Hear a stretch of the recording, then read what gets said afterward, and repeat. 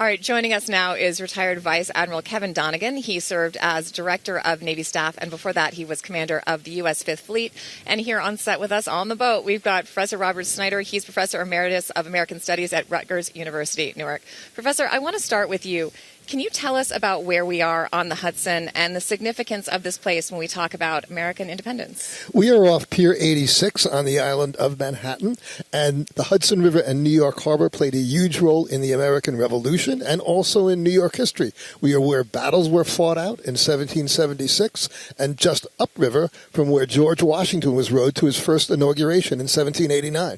Professor Snyder, how are you thinking about the importance of this day? We've kind of gone back and looked at sort of the 200th anniversary, bicentennial, of course. So how do you think about this in the greater context of American history? There are two big things that I think about. One is the day we declared our independence from the British Empire. That was a heroic act that is echoed around the world for centuries. Also, I think about the text of the Declaration of Independence in its promise of life, liberty, and the pursuit of happiness, and the affirmation of the ideal that all men are created equal.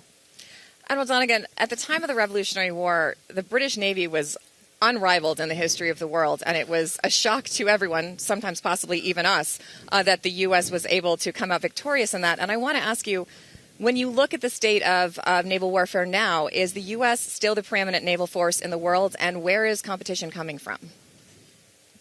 Hey, Christina, it's a great question. First, thanks for letting me join you today. It's a pretty exciting day. Second, it's pretty clear that the U.S. is the preeminent naval force in the world today, just by sheer numbers of ships, but also by the way we deploy our Navy and where we have it around the world today. So, of course, we're the only Navy that has an array of the aircraft carriers that you see that are so preeminent. When something happens, they move. They're really a maneuver force. They can get anywhere in the world and be there.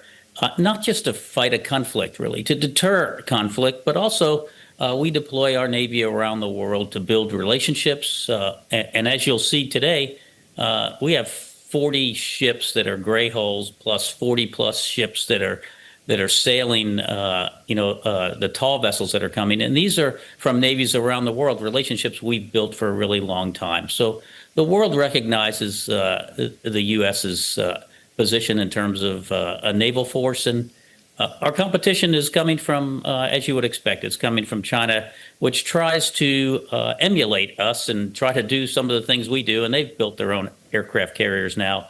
But I think they're a long way from getting to the level that we are in terms of not just size, but our capabilities.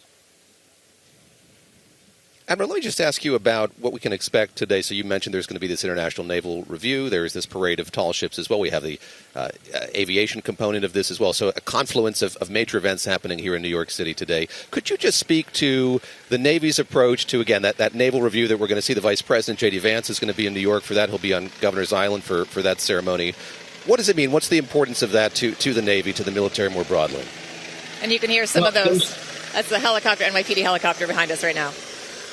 Yeah, well, you're in a great location to see everything you just talked about, Christina and David. So couldn't be a better place. Back in 1986, I got to sit in a similar place when we rededicated the Statue of Liberty, and Ronald Reagan and the President of France, Mitterrand, came and lit that statue, and we had a kind of a similar ceremony. But this is even larger than that was. So what's going to happen first is, as you just mentioned, is through the night and over the last couple of days, ships have come, gray-hulled combatants from around the world, from places like Spain and Brazil and Japan and Korea and Germany, and anchored in the harbor. And you can probably see some of them where you are, but they've anchored all up and down the Hudson River, and they've taken these positions. And then the first thing that's going to happen is a U.S. ship will come from the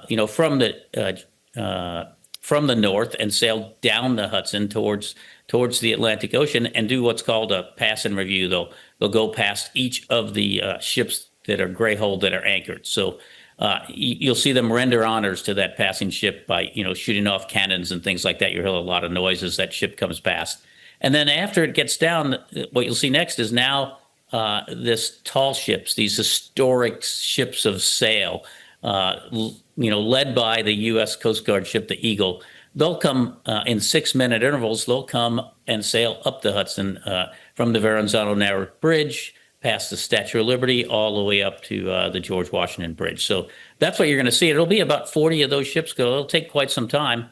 And then as that gets to a conclusion around 10:15 or so, you'll start to see this aerial review, which has, I'm told, some well over 100, maybe 120 or more airplanes of every airplane, I'm told, that's in the inventory of the United States, plus allied airplanes, plus the French demonstration team, and led by the Blue Angels, will be that aerial review. So there'll be a lot going on today if you're sitting along the Hudson.